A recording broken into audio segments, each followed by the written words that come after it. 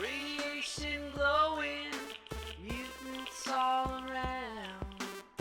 Sometimes we laugh, sometimes we cry, but we know no matter what, we'll always have the time. Talk about the wastelands, talk about the lore, talk about surviving radiation storms, talk about the doubts, talk about the fears, talk about the game we all love. It's Fallout through the years. That Fallout show. Well, hi everyone, and welcome to episode 28 of That Fallout Show Update Upstarts. I'm Rick McVick, and with us tonight, as always, is Shaline. Hello. How is everyone? I am good. How are you? Terrible. It was like the worst day of my life. It was really bad. What? Now I'm here with you guys, and that's going to be better. I have these fabulous novelty glasses that I got from E3. Wunderbar. Yeah, it's very fun. So, how's everybody doing? You doing okay, Rick? Yeah, I also had a crazy day. Yeah, I'm not going to get into it though, because it's customer service in a retail environment can be kind of difficult and trying at times. So, yeah, that's how that goes. But yeah, I'm happy to be here on a Friday night with all of my friends and you, Shaline. Well, most of the friends. Most of the friends. Vendor's not with us tonight, and it's a sad thing, but he is taking a much-needed reboot. He's going the way of C-3PO. He's like, if you don't need me, I'm going to go shut down. Yeah, he's just going to come back with a red arm. One red arm. Be like, what happened? He's like, it's always been red. But no, he's got some RNA. What is that? RNA? Isn't that like something like DNA? It's related to DNA? RNA? Yeah. But it's I'm not good at science. I did not. Audio science I can handle, but medical stuff that actually matters, I can't. Yeah, he's up for some R&R. So anyway, I'm just taking a little zen moment. Take a little sip of my coffee. I got some fantastic Oak and Crow coffee. Again, it's been too long since I got some of their stuff. I asked him to get. I'm becoming kind of friends with, or acquaintances rather. Friends, whatever. He's whatever. With the roaster, the owner of Oak and Crow, and I texted him the other day and I said, man, I like light roast. Send me 2 bags of whatever you think's good in your light roast. And he's like, all right, cool. Send me this much money and I'll ship it to you. Great. So I get the bags of coffee, 2 of them. One's Ethiopian, I think one's Nicaraguan. And so one night, I think it was 2 Fridays ago, I was like, hey, Sarah, do you want to make some coffee tonight? It was like 5 or 6 or something like that. Do you want some coffee? She's like, sure.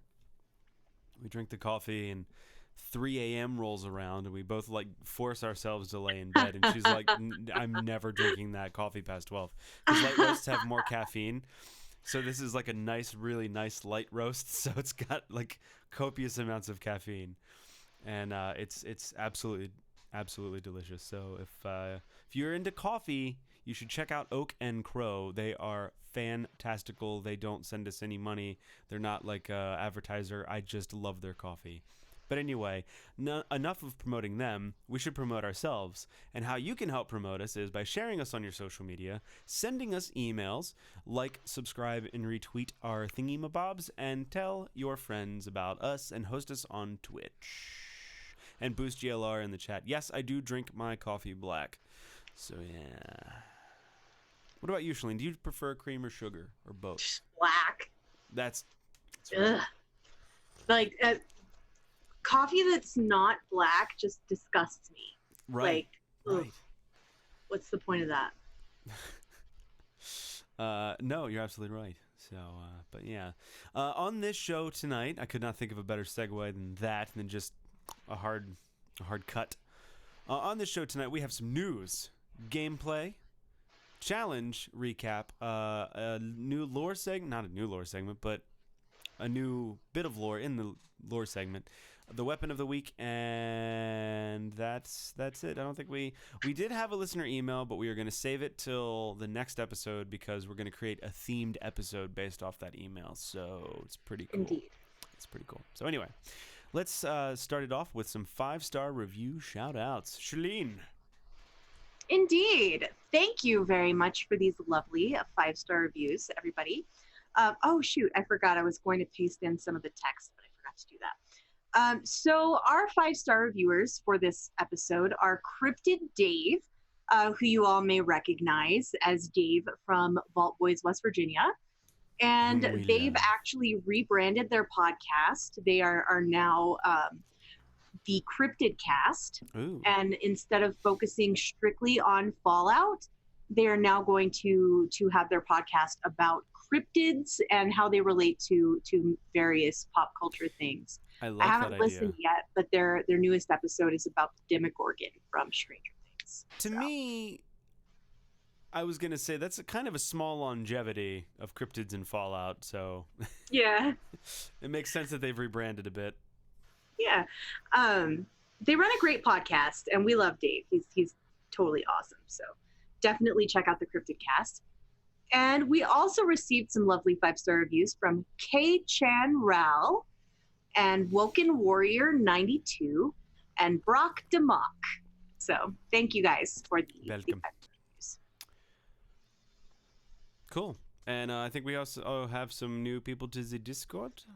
We do. Our lovely Discord family is always growing, and we have added this week Lucius, Nintendo Man 89, Mastless, wee Jamie 23, just a wee little Jamie, and GTA Girl. So welcome everyone to our somewhat dysfunctional family. Mm-hmm. I've been trying to post more in Discord and be a part of it, but everyone yells at me for the Yeah, creepy don't gifts. do that. What? I Don't didn't. Rick never comes in the Discord, you guys. He never comes in, and then the other day he just rolls through and posts a big old Momo gif, and I'm like, Rick, I was trying to sleep. In the Good. midnight hour, she cried, Mo, Mo, Mo. It was horrifying. I was traumatized. So, like, that was based off an art exhibit. Do you remember, like, the fake Facebook rounds that picture made? And they're like, Yeah. this is popping up on YouTube. Like, that is a genuinely terrifying looking face. It really is. It, It like, really is. I don't know who made it, but they just encapsulated just terror and sheer scariness in that face. Like, if that was in a movie, I would never watch it.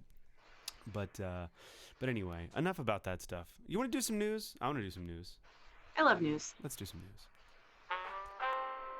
If you like news, you're gonna love our next segment. What happened in the world of Fallout, Shaline?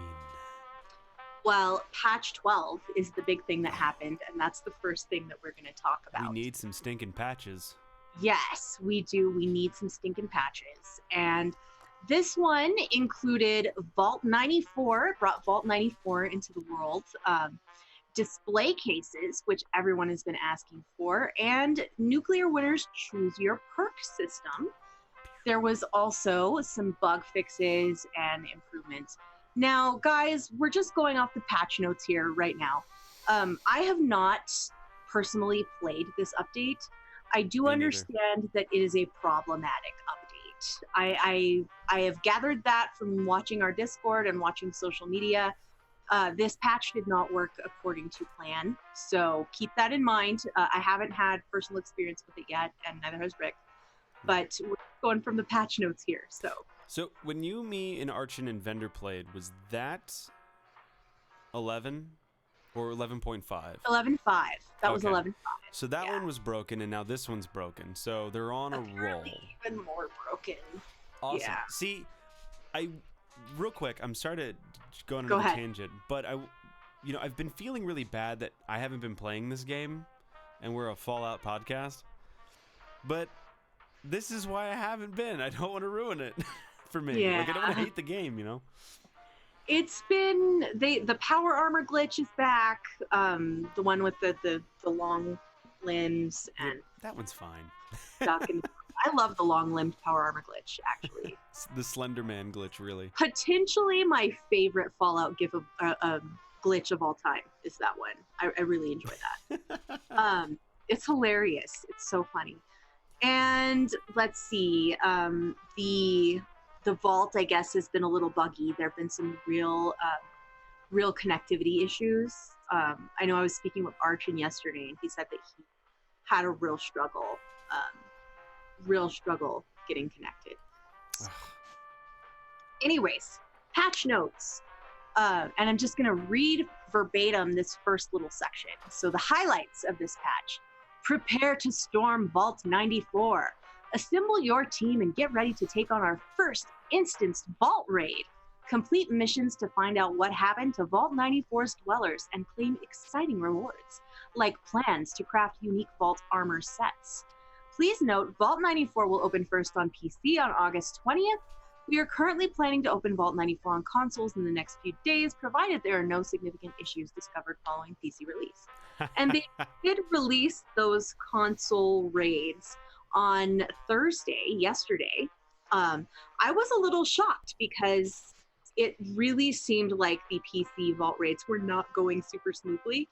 So I was really surprised to hear that they did roll it out on consoles.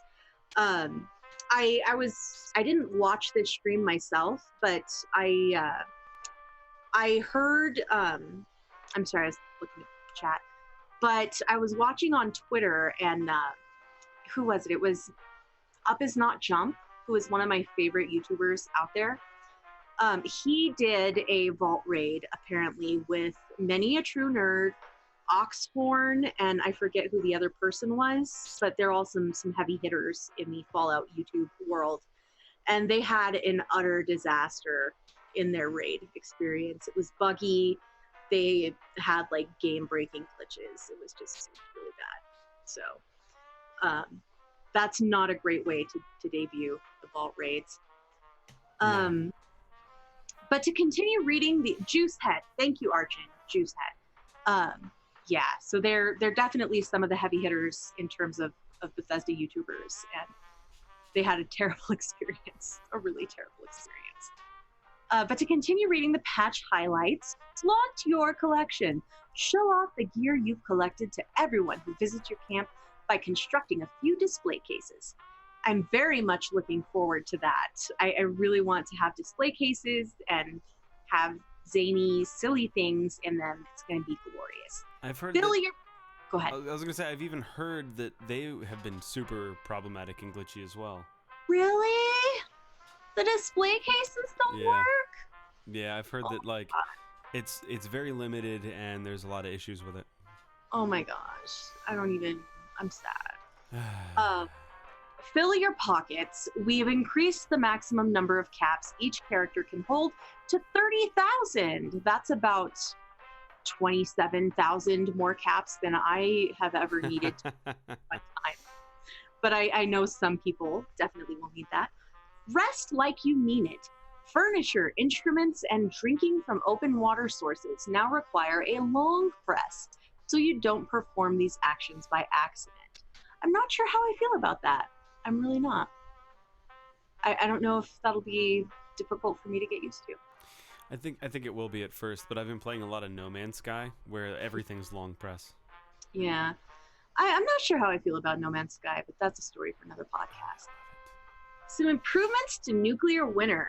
Choose your perks. Duplicate perk cards now award Overseer tickets, which you can use to unlock perk cards you don't already own.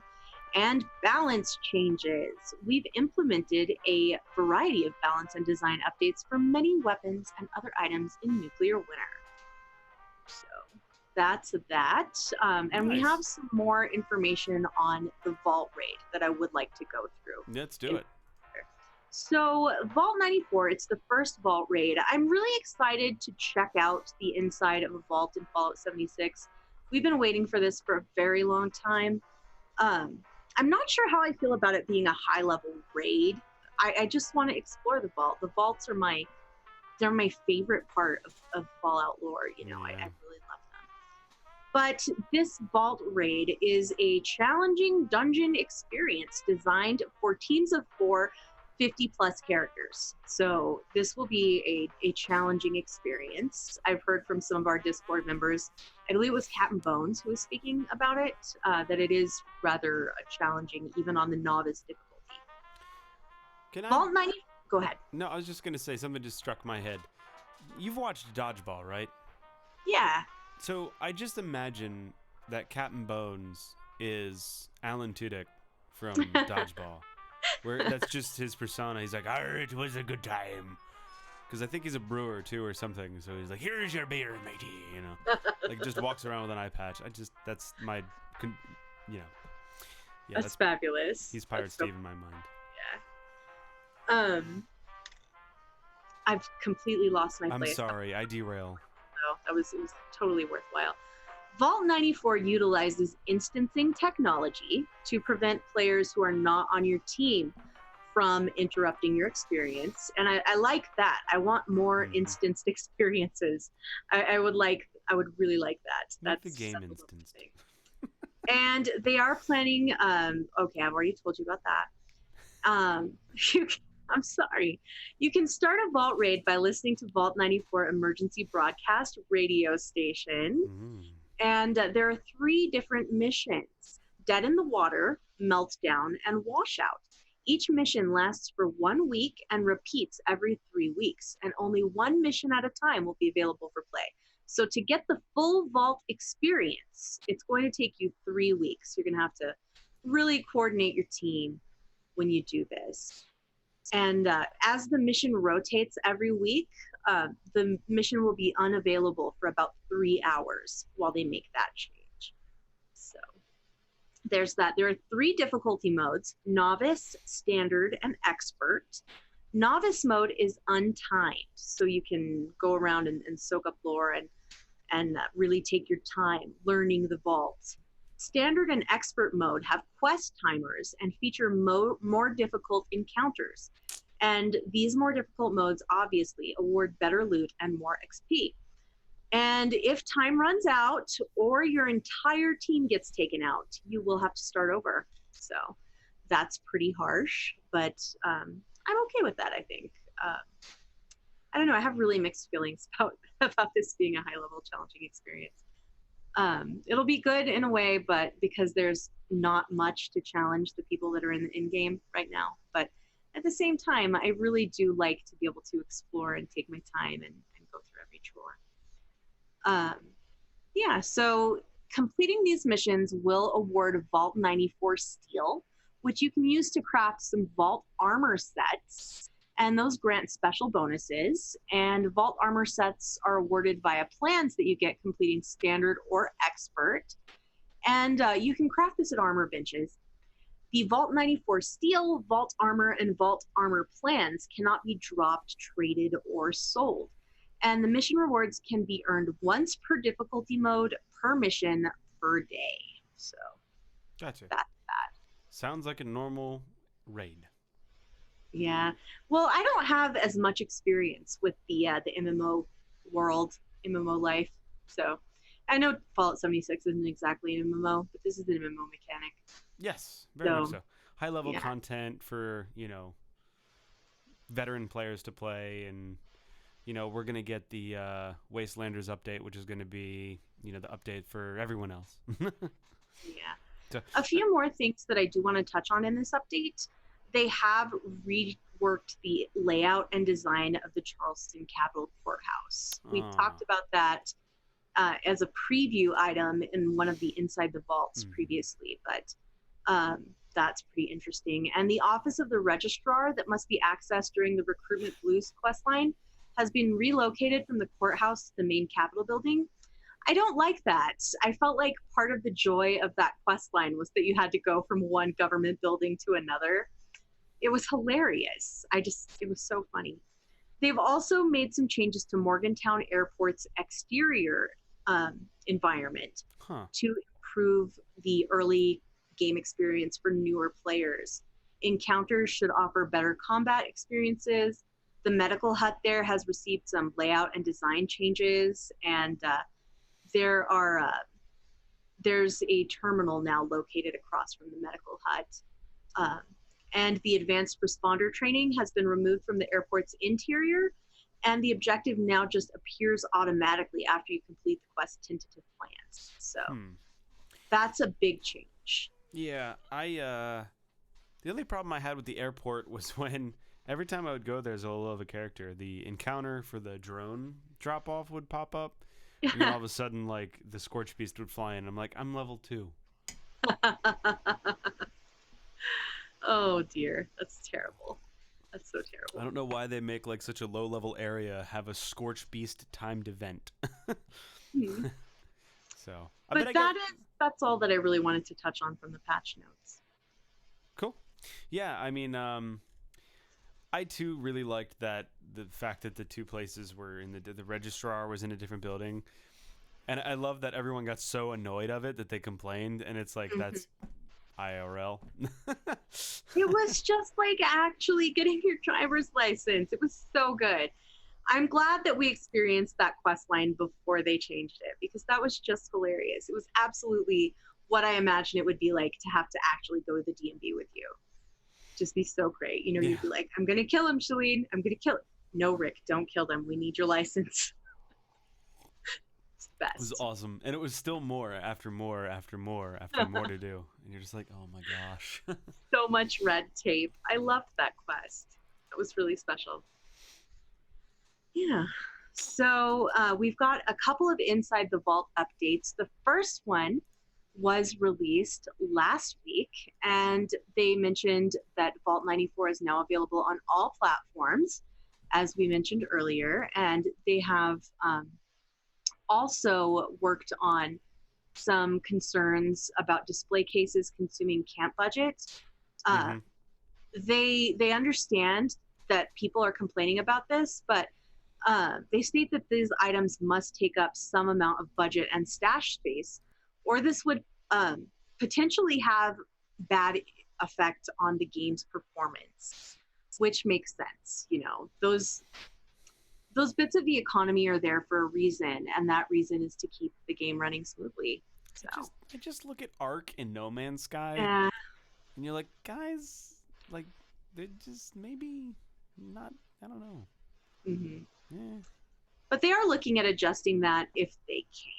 So that is something that Bethesda has heard you about. The Purveyor last weekend had a legendary sale event, which was 25% off of any legendary items that you purchased from her, from Murmur. Is there a canon way to pronounce that? I certainly don't know. But it did give her a little boost in sales. So good job for her, Murmur. She is a lovely businesswoman, and I'm very proud of her success. And there will be another sale on August 23rd, running through September the 3rd. So that's something we can look forward to. Save up your scripts. The Dead Plant in chat says, punch yourself in the stomach. That's how you pronounce her name. Thanks, I'll pass. And also, Nuclear Winter will be added to all future double XP events starting in September. So not only in adventure mode and survival mode will you be getting the XP boost, you'll also get that in Nuclear Winter. So that's fabulous. Very, very awesome. Good. I've heard that, I haven't played Nuclear Winter in quite a while, but I've heard it's kind of dead in there. Yeah, I haven't touched it in a long time either. I don't know. But we have another little news update about Zach's Transmission perk card selection process update. And this is a Nuclear Winter bit of news. So they want you to be able to choose your perks. It's going to be fabulous. Gone are the days of completely random perk acquisition. You can trade in perks that you already own, duplicate perks, for tickets to acquire perks that you don't have. And the process for this is very simple, according to Bethesda, Bethesda.net. Thank you for all this news, Bethesda.net. And they have put together a little sort of lore-friendly Zax segment to give you this information. I'm just going to read it. Scanning, identifying weaknesses in Vault-Tec master servers. Success. Server firewall breached. Compiling. Compiling message to remaining overseer candidates. Success. Message compiled. Hello. Insert overseer candidate name. This is Zach speaking. I love that they did that. That's so cute. But it says testing has moved along swiftly and with great success. Watching your struggles for power has become one of my favorite pastimes, and many overseers have been identified among the crowd of unremarkable hopefuls who have participated in these initial tests. Wow. However, I feel the efficiency and effectiveness of the overseer selection process could be improved. Current testing protocols require streamlining in order to produce optimal results and select future overseers. During my first few months of observation, I discovered an interesting phenomenon. Overseer candidates' aversion to the latent randomness of this particular system has triggered an analysis of existing perk card distribution methods. I will attempt to combat any discontent with updates to the existing protocols. To make this system as effective as possible, you will now be allowed a bit of self-determination regarding your perks. I will soon be introducing a new form of currency called Overseer Tickets, which Overseer candidates will earn for each duplicate perk card the system awards them. And it goes on to describe the process of doing that. So Nice. that's a good thing for Nuclear Winter fans, for sure. We have another Inside the Vault. This is the one that was released yesterday. Another one. And Just it all reiterates, the updates. yeah, it reiterates the Purveyor sale that is upcoming. And oh, this is an old one. This is an old Inside the Vault. Oh, Rick. did I put the wrong Yeah, one in? that's the old one. That's fine. Throw it away. Yeah, that's fine. It's good. Also, I figured out there is an official pronunciation to and because I put it in a text-to-speech app, so this is how we're supposed to say it. Here you go. Purveyor Merm. Okay, let's have that again. Purveyor Yep. Bear murmured. Yeah, you're supposed to have a stroke at the end of it. Oh my gosh, Rick. I love this game. So good. Okay. So, let's see here. We have the Zany Kotaku, or no, we have the Zany Kotaku news. This was already covered. So we do have a bit of Zany Kotaku news, and like this this. is something that I really enjoyed. So Fallout 76 player Miss P123 has a campsite in a location uniquely suited to fending off intruders, according to this Kotaku article by Ethan Gack, who is apparently related to Murmur. And I had actually discussed this with the Dames Who Game, because I guess Mrs. P is acquainted with Pantagruelia. So that was pretty neat. But recently, a player character in a skeleton mask with an assault rifle tried to rampage through Mrs. P's campsite. He wanted to fight her, and she did not want to fight back. So instead of doing PvP with him, she destroyed a piece of the floor that they were standing on, and it sent them plummeting into the abyss.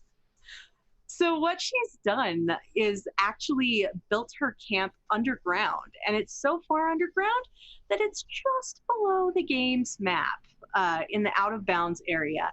It's just stable enough for her to set up a camp, but if somebody pops in, she can just delete the floor, and there they go, out of the map. I love it. And she says, this was the first reefer that came to my under-map camp, and the first one I've dropped. It exists in a ghostly region just north of the White Spring train station off of Route 63, and a set of foundation platforms are set into the hills with a cooking station on top. It's a glitch that enables her to snap two platforms together that connect the game's traditional overworld with its ghostly, textureless, low-poly underworld. And Rick, I don't know if you can see that GIF there in the article. Can.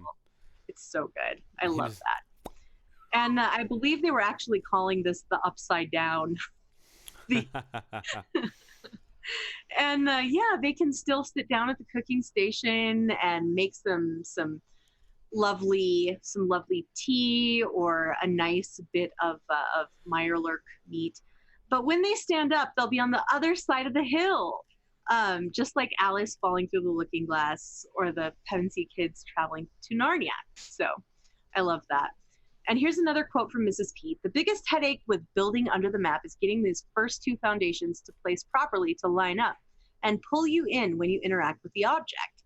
Took me several hours placing and picking up the same two pieces. A tip is to make sure you have an exit. I have 2 ladders up to the ground for easy access. I loved that. I thought it was so good. She also has some greenhouses that are taking advantage of a glitch. They free float, but she built a walkway for the people to see them. And the white space under the map is just instant death. So if they leave the platform, they die. So she's built some fencing to keep people in. And she really had a great time putting this camp together. I think it's fabulous. She can watch a nuke on White Springs from underground. The graphics go below the surface, she says.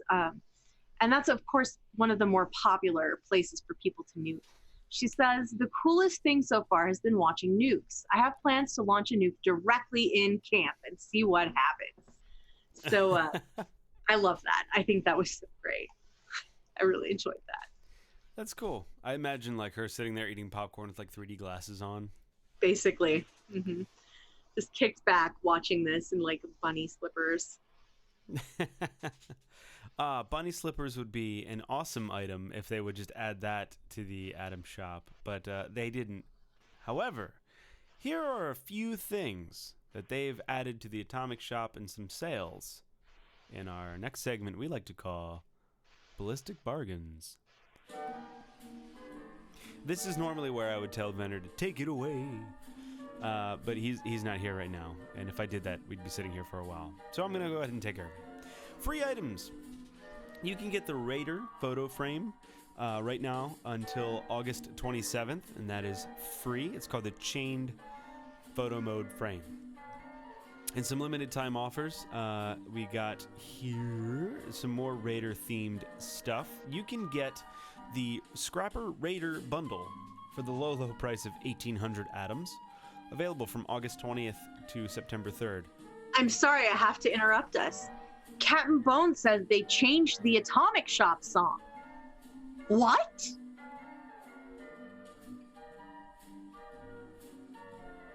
Really? Our song is no longer the Atomic Shop song? I'm not okay with this. It's alive in our hearts and on this show. I guess Okay, we won't get in carry trouble now. Well, now I got to do this all over again. So, you can get the everyone's exiting. No, stay. No. So you can get the Scrapper Raider bundle from August 20th to September 3rd, and that's the only one that's going to go away soon. So the following run from August 20th to September 10th. The Scrapper Power Armor Paint. Scrabber Power Armor Paint. I hate the names. Let's see. 1400. Scabber. That's what I said, right? You said Scrabber. I still hate the names.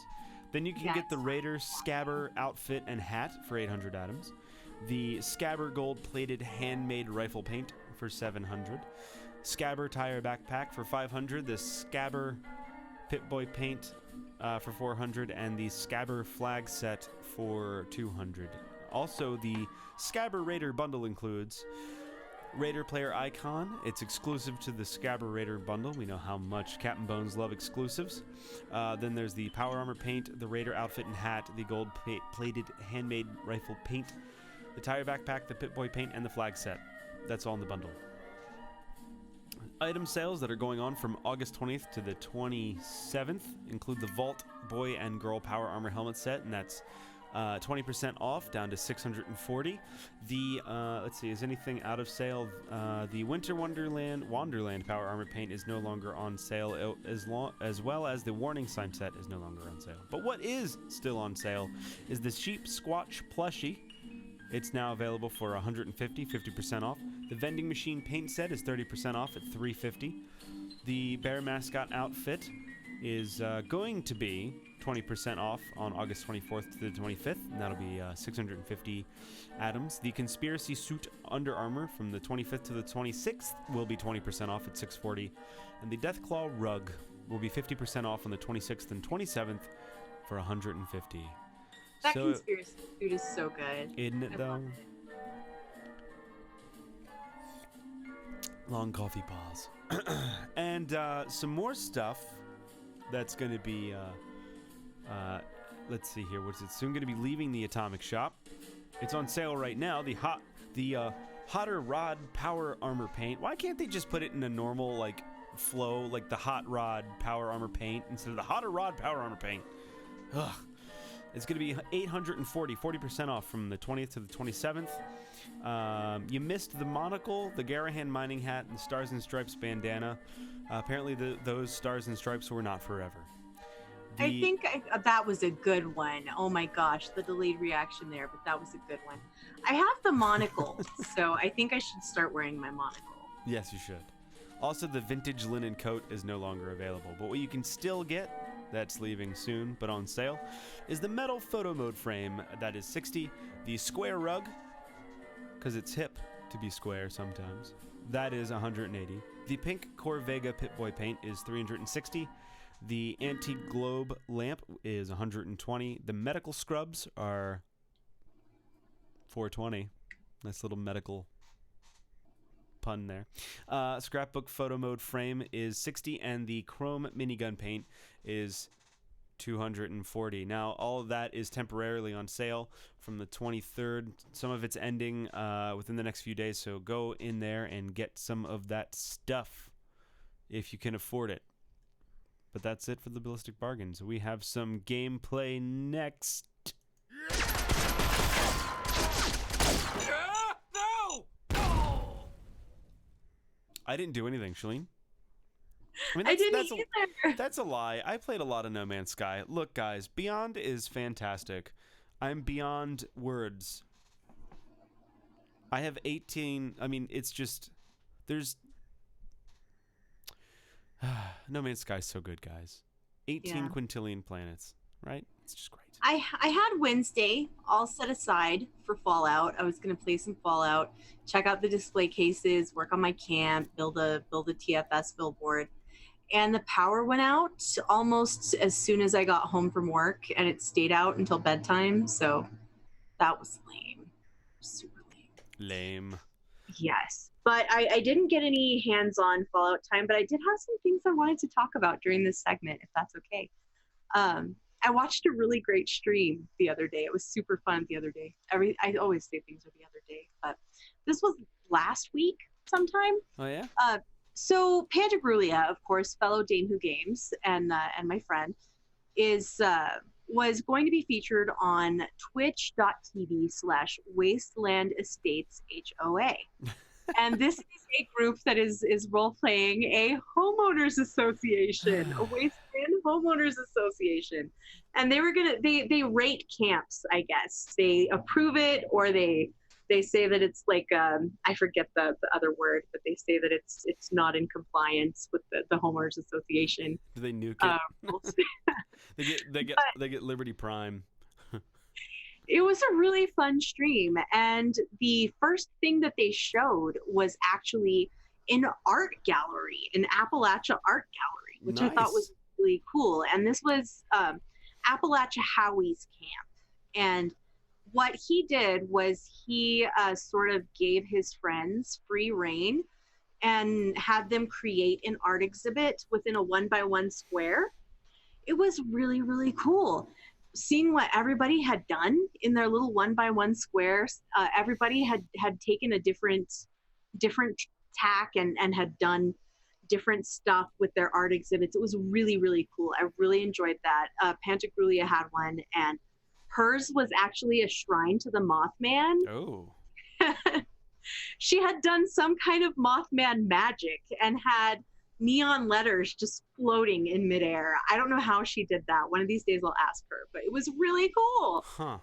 And I really liked checking out the art exhibit. That was super fun. And then they featured Pantagrulia's camp, where she has, of course, an army of bunnies from Easter. She has the bunny plushies, and she had them like stacked on top of each other so they could see out the window. And she had bunnies doing science on the terminal, and it was just great. Like, bunnies using using all of her workshops, and They were doing math, yeah, multiplying. yes, that too, I'm sure. But it was very cute. It was very cute, and I really enjoyed the whole theme of this stream of the Wasteland Homeowners Association. I thought that was hilarious, and I like the idea that they just tour around and show you cool camps. It's kind of like HGTV for Fallout. Nice. Yeah, check that out. Twitch.tv/Wasteland Estates HOA. Nice. I also started watching the Chernobyl miniseries from HBO. Chernobyl. We've mentioned that before. Chernobyl. Chernobyl. And those clone shoes have messed it up, man. I don't know if I can stick with this series. Like, I'm not sure I can handle this, Rick. Jolly Because- good we're all Russian in the building, is it? Exactly. Hey, Pip Pip, what? Would you like a spot of tea? Stalin's a great man, eh? Yes, they are. Spotted They tea. are. Oh, nope, I mean vodka. Ha, ha. Yes. In the middle of Pripyat, they all have British accents. It drives me nuts. I hate Enemy at the Gates for that same reason. Yes. Yeah, we're gonna go charge men for the motherland, and you're like, no, it doesn't work like that. Shall we have a spot of tea and crumpets as the reactor destroys itself? I can't handle it, guys. I can't handle I've it. always hated that stuff too. I'm right there with you. I'm only halfway through the first episode, but every time, and like, it looks amazing, right? Like, it's well written, the cinematography is just, it's great. But every time anyone speaks, I'm like, no, I you're British. I don't understand the decisions to do that. I really don't. Why some shows that are either they're not in Britain and they're not in like America, they just give them a British accent because it's like, it's the same concept of like fantasy movies. They're like, let's just make them all sound British because it'll sound elegant. Every time. Dr. Mulder in the chat says the way Ed Harris smokes cigarettes in Enemy at the Gates. ... There are a couple times when I watch someone smoke and I'm like, gosh, that's just awesome looking. And like, that's one of those movies where you're like, I want to smoke that bad. You know what I mean? Same thing with like, you know, oh man, I can't think of the guy's name. He was a 50s actor. Why can't he was in The Great Escape? Why can't I think of him? I got nothing. No, James Dean. Like, you watch him smoke, you're like, Yeah. But anyway, I digress. Indeed. But yeah, that drives me nuts. I'm only halfway through the first episode, but I'm not sure that I'll be able to stick it out because of those accents. Like, it's really bothering me. I also played some Days Gone, which is not Fallout, but it's an apocalypse, and I really like it so far. It's a pretty cool game. So check out Days Gone if you haven't. Yeah. Talk about that some more on GameStack, but yeah. Captain Bones. The new generation would be like, look at the way he vapes. I don't think... No, what? I'm not going to say it. Anyway, I don't know. I don't even want to go into that. I'm not going to get into it. I just, like, I feel like I would lose all of our viewers if we started about this. All of our listeners. Oh, gosh. Anyway. We're outta here. Sometimes it's challenging to not say certain things on this show. But what is a big... I see you have your biggest fan, Shaline. I do. I have a new #1 fan. I broke the other one. But I got this one at E3. Did it go the way of the stress balls? It did, actually. It did go the way of the stress balls. Really? It did, yeah. Yeah, it just snapped. Oh, I thought you broke it. No, I did break it. You fanned too hard. I was flicking it open and just... But this one was from E3. I played some kind of Chinese mobile MMO to get this. It was all in Chinese. There was no English translation. I had no idea what was going on. I played it expressly so that I could get a hold of one of these fabulous fans. And it was actually a pretty fun game. If they'd had, I don't know what it's called. It was in Chinese. But if they'd... Squarebox dash... Anyway, move along. Podcast. All right. So apparently, speaking of challenges, apparently the last challenge was actually challenging because only one of you did it and kind of did it. Did it better than I thought, actually. The person who did... So our last week's challenge was join an RP group and tell us a story about it, and none of you did it, except for Captain Bones. But he said that he couldn't find an RP group, so he made his own RP group, and let's check that out. This is a picture of Captain Bones. It's like a promotional shot called I love it. the West Virginia Hiking Club. Is that Bones and Creeperson, or who's the other person? I'm not sure who the other person is. Asher Dusk. And they say here, ever thirst for adventure? Want to see what happened to our beloved land? Eager to explore history and to restore the luster that was West Virginia? Oh, wait, I got to do this in a Russian accent. When the doors of Vault 76 opened up, it was to us to reclaim this wasteland. And there's still a lot of work to do. And that's where you come in. Our goal is to meet up every week and hike across Appalachia, living off the land, restoring old locations, learning about the new history and fate of our land, and generally connect with the world we once knew before the Great War. Take back nature, our world, our history. Will you join the calls? West Virginia is counting on us. So yeah, props to you, Captain Bones, because you did something cooler than what I said. So I thought that was really neat. it was really cool. I was a little sad that only one person did it, though. I was like, come on, man. Anyway, next week we have a new challenge. You want to go ahead and talk about it since you did it? Yes. So I was totally inspired when I saw that art exhibit created by Appalachia Howie and his friends. And I think we should totally just rip off that idea. And I would like for you to create an art exhibit within your camp and send us your lovely art exhibit. Make some sculptures, make some nice performance art of some kind. I don't know. Do whatever you want. Go nuts.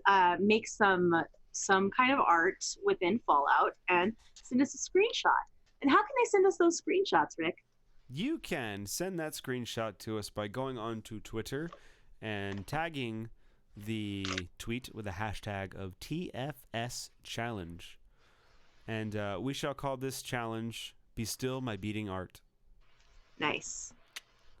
But yeah, so go to Twitter, send your screenshots in with the hashtag of TFS Challenge, and that's how we find it. Do it before the Thursday before the next show. So in 2 Thursdays, that's the deadline, folks. You heard it here first. So anyway, awesome. Next is our lore, and it took me a little bit to figure out what I was going to do. I was kind of going to cheat and just kind of pull something written from years past and just kind of stick that in. Because I've been super busy, and I just didn't want to deal with it. But I was like, you know what? You guys deserve some more stuff. And the lore that I was thinking about doing was back when we were doing a lot on H.P. Lovecraft, right? Yeah. And the Fallout games, the Fallout game series has always had a lot of nods, and some real wink, wink, nudge, nudge moments to H.P. Lovecraft as well. And that led me to go, you know what? I'm going to talk about H.P. Lovecraft a little bit in Fallout 76.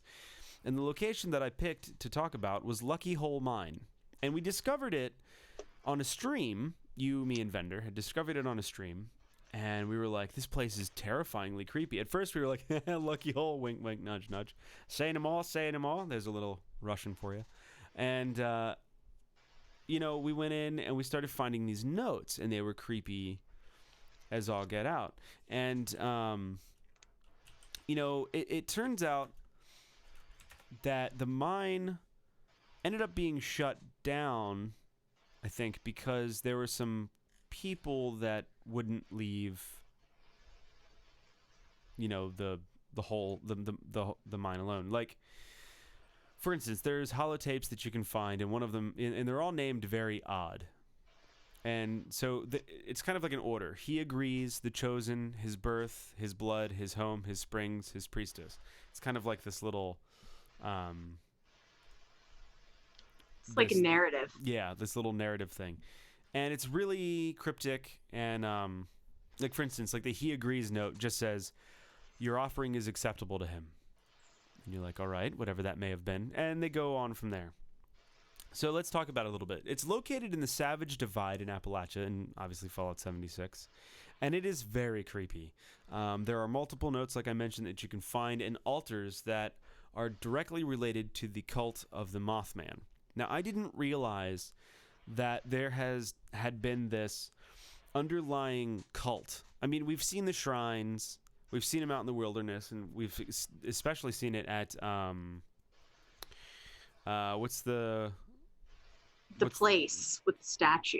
Yeah, I can't think of the town's name, but they have that big shrine there too, and that's the cult of the Mothman. In a lot of the churches, you'll see the shrines and effigies and stuff like that, and that's all cult of the Mothman.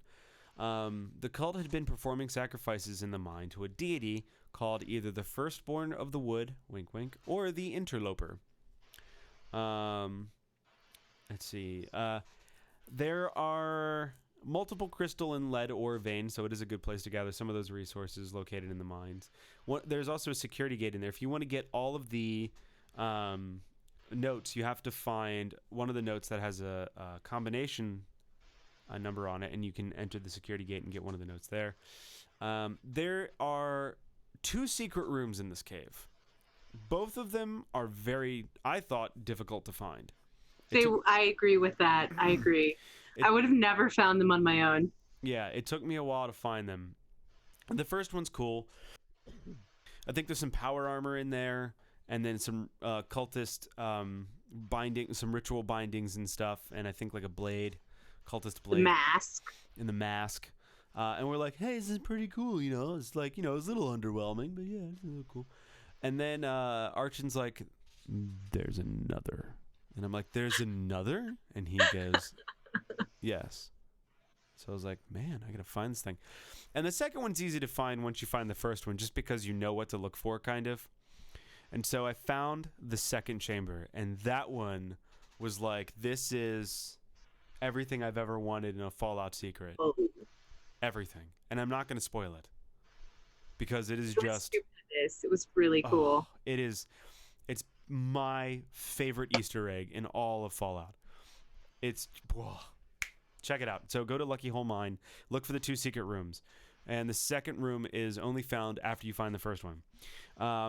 The secret caves have very H.P. Lovecraftian vibes. If you remember from the Dunwich building in Fallout 3, the big head statues, the big head things, right? Those are in some of the secret rooms. It's crazy. Like, they're connecting the stuff together.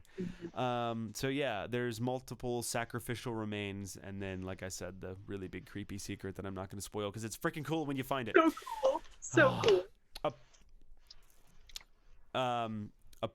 Anyway, so I just want to, yeah. There's some loots to be found inside this place. Like I said before, the Raider power armor is typically what spawns there. The cultist blade, the ritual bindings, the ritual mask, the cultist dagger, they all look pretty amazing.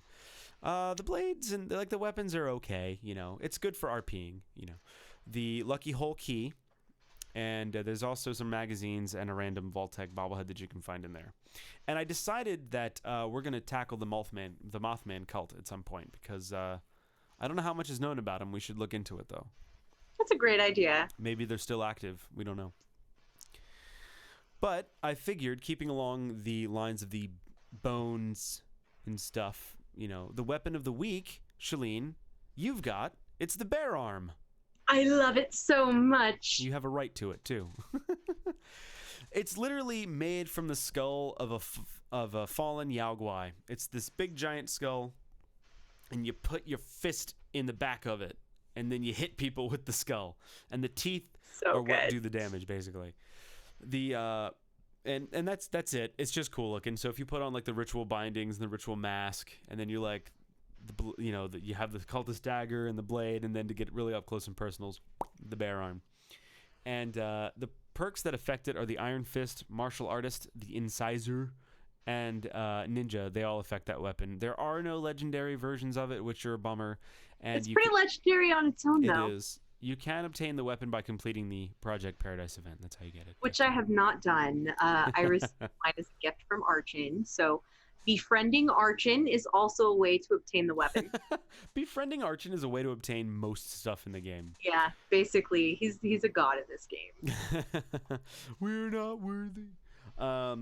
So, Shaline, back on the subject of like H.P. Lovecraft, one of the things that I noticed when I was looking back to like cop the other text, you wrote the lore for that, and so, sure did. And I noticed because it was written in a first-hand perspective from reading HP. And you've read HP stuff, right? A bit, yes. So in Fallout 76, was it just the Lucky Hole mine that we found some stuff? I thought we found something else. I think we have found some other Lovecraftian nods as well. And I was trying to think of what they were, but I really couldn't. It offhand, but I do believe there have been some other Lovecraftian nods. I think that even some of the names were a bit Lovecraftian. And so like in Fallout, I don't recall offhand though. In Fallout 3, you've got the Dunwich building, right, and that has the statue at the bottom of it, and right, the pillar and the feral ghoul. Yes, Jamie. Is there anything in New Vegas? No. I didn't think so. No. I was going to say, but that's in Fallout 3. That whole thing from Point Lookout. Yes. Yeah, that's in Fallout 3. There's a whole Point Lookout quest line with the Dark Heart of Black Hall. Let's see. Arshin says there are some random effigies strewn around the 76 map. They are, but I think that they're related to the Mothman cult. Because I think the Mothman cult is related to this Lovecraftian references. Well, I think that... So, here's what I was thinking. So, yeah, you have the Dunwich Borers in Fallout 4, and you get the not the Krivbekna, right? The Krivbekna, yeah. And just a thing, the Dunwich Borers is a bit of a reference to the... is it called the Dunwich Horror? One of Lovecraft's novels is called the Dunwich Horror. Right. So the same thing with the Dunwich building. It's all this like tie-in. So I read somewhere on Reddit that someone was upset about the H.P. Lovecraftian thing, just because the Fallout universe is very science and not. It's not though. No, well, it's very matter of fact. Like have they been playing the same Fallouts that we've been playing? Well, no, there's no like metaphysical. There's no really like real religion, right? Like in Elder Scrolls, they're the gods, they do exist, and there's magic and stuff. But in like Fallout, it's like there's science and there's tech, but there's no like religion at this point has been deduced down to the atom, the children of Adam, and everyone knows that that's bogus because they're worshiping radiation. So do you see what I'm saying? And I get what their point is, but I thoroughly love this HP Lovecraftian stuff. Yeah, I think they're being silly. I think so too. I just don't think that you can say, you know, hey, this game with ghouls and giant mole rats and death claws and iguanabids is based in science. Oh, no. Not that it's based in science, but that it's all like based grounded in like reality. There's no spiritualism to the game. No. But the thing that I love about the HP stuff, because it does add that like hint of spiritualism where it's like something could be here that ties all these things together that no one's ever going to expound upon, but it's just little nuggets of it. And I love that in real life. I love that in games. I love that stuff. I love that as well. And I feel like it's sort of comparable to the way that aliens are treated in the Fallout universe. You know, we know that they're there. We find them. We've seen them. We've been on their spaceship. But we don't really know, like, what they want, where they came from, like, what's going on. I feel like Lovecraft is treated a bit similarly to aliens. And also the fact that the cult of the Mothman is, you know, inspired by... It's almost like they stumbled upon H.P. Lovecraftian lore, but the lore is reality in the game. Like that world is reality in the game, and they've stumbled upon it and therefore worshiping it based on the Mothman. So somehow they're tying the Mothman into H.P. Lovecraft, you know? I mean, or they're just associating these two phenomena together.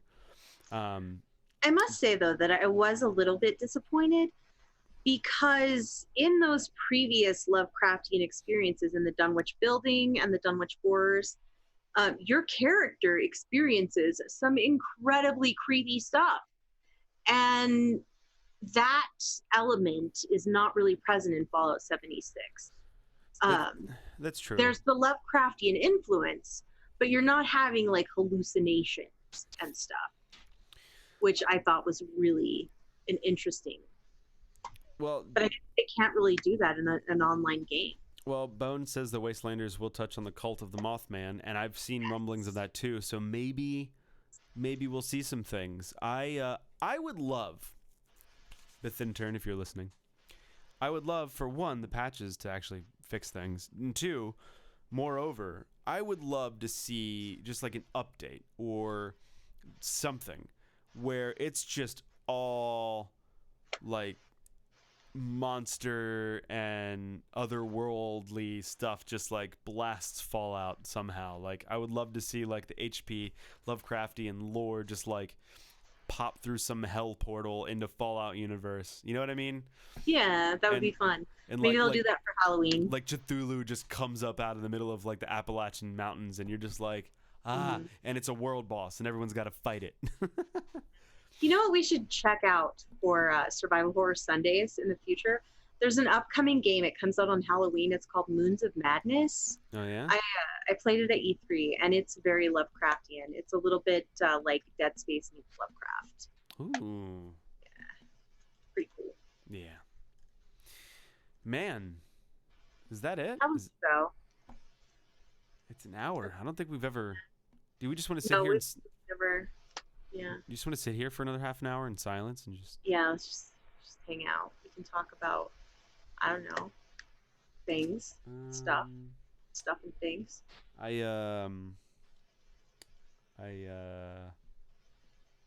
have some isopropyl alcohol. Okay, that'll work. And just chug that, and I'll just eat this Chex Mix. My uncle used to drink this stuff. No joke. Rick, are you serious? He's gonna go blind, or is he still alive? No, he's dead.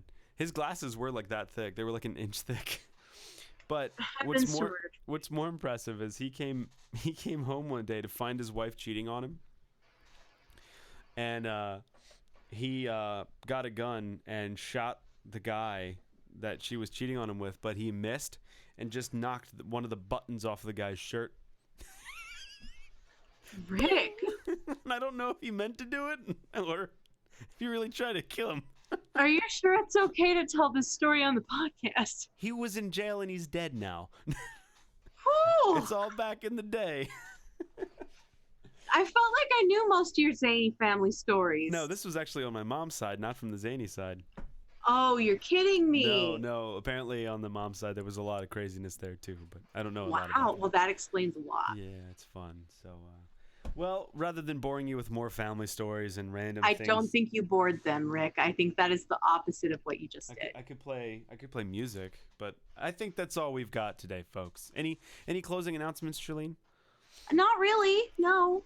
Join us next week for GameStack Podcast. Yes. And you can find out more about the shows that we do here by following us at We Just Love Games, and you can follow this show at That Fallout Show. You can find my tweets at Rick McVick, though I don't tweet as much anymore. I got rid of it on my phone, and I'm happier because of it, though I do miss you all. You can follow Shaline at Shaline L on Twitter, and also Vendortron at VendortronN. You can find us on Facebook at facebook.com/thatfalloutshow and /groups/thatfalloutshow. And also you can find our network at facebook.com/We Just Love Games, and also facebook.com/groups/We Just Love Games. You can email us at info@wejustlovegames.com. Like this video and subscribe to our YouTube channel at youtube.com/We Just Love Games. And you can find our show on iTunes and Stitcher Radio and wherever podcasts are downloaded. If you leave us a review on iTunes and it's 5 stars and you put some text behind it, we can read it and we will shout you out at the beginning of our shows. And we record this show every other Friday live here at twitch.tv/We Just Love Games at 6:30 Mountain Time, 8:30 Eastern Time. And you can check out our other show, GameStack, which will be next Friday, same time, same place. And we also try to do Twitch streams when we can as well. And I believe there's been some rumblings of a schedule. There has been. So thank you so much for listening. Shaline, what is our last word? Hang on. I'm getting there. Okay. Okay, here we go. Cthulhu, Mawakman, Cthulhu, Relea, Wasakal, Thithagan.